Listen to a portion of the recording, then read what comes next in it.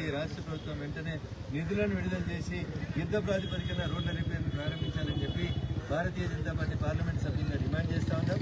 వృద్ధుల కుటుంబాలకి, అంతేకాకుండా ఇల్లు కూలిపోయిన వాళ్ళకి, కోల్పోయిన వాళ్ళకి ఇద్దరికి కూడా ఏదో ఒక రకంగా ప్రభుత్వం ఇల్లు పేరు మీద ఇస్తారా, ప్రధానమంత్రి ఆవాస్ యోజన పేరు ఇస్తారా, ఏదో ఒక రకంగా వెంటనే ఇల్లు కూలిపోయినటువంటి నిరాశ్రయులైనటువంటి బాధితులకు వెంటనే ఆర్థిక సాయాన్ని అందజేయాలని జిల్లా కలెక్టర్ గారు దీనికి సంబంధించిన నివేదికను త్వరగా ప్రభుత్వానికి పంపాలని చెప్పి డిమాండ్ చేస్తారు. హైడ్రా మీద మీ పార్టీలో విభిన్న కథనాలు వినిపిస్తున్నాయి కదన్నా, దాని మీద మీ లైన్ ఒక మనిషికి ఉన్నటువంటి 5 ఏళ్లే ఒక రకంగా ఉంటాయి. విభిన్న అభిప్రాయాలు ఏముంటాయి? అందరూ కూలగొట్టమనే చెప్తారు. చెరువులు ఇల్లు కట్టుకోమని ఎవరు చెప్తారు?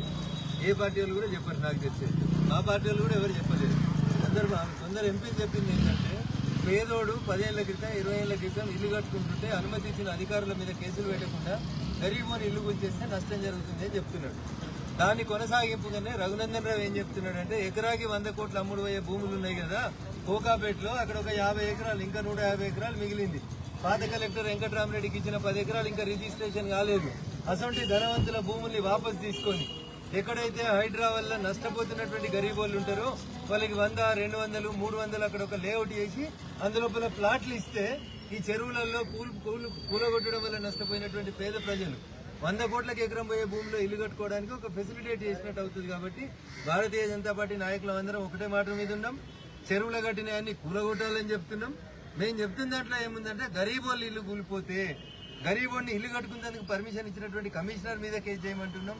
దానికి కరెంటు కనెక్షన్ ఇచ్చిన ఏఈ మీద చేయమంటున్నాం. బ్యాంకు లోన్ ఇస్తే బ్యాంకు లోన్ ఇచ్చినటువంటి బ్యాంకుల మీద కేసులు చేయమంటున్నాం. మీరు బ్యాంకు లోన్ ఇవ్వకుండా గరీబోడు ఇల్లు కట్టుకోకపోతున్నాయి కదా. అందుకని ముఖ్యమంత్రి గారు హైడ్రాని రాష్ట్రం అంతా విస్తరించాలని అనుకుంటున్నారని ఇలా పేపర్లో చెప్పిండు.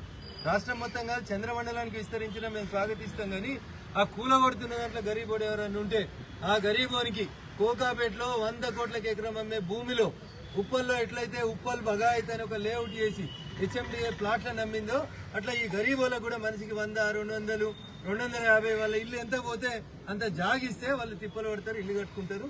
కాబట్టి పేదవాడి పక్షాన బరాబర్ నిలబడతామని చెప్పి ఈ సందర్భంగా తెలియజేస్తాం.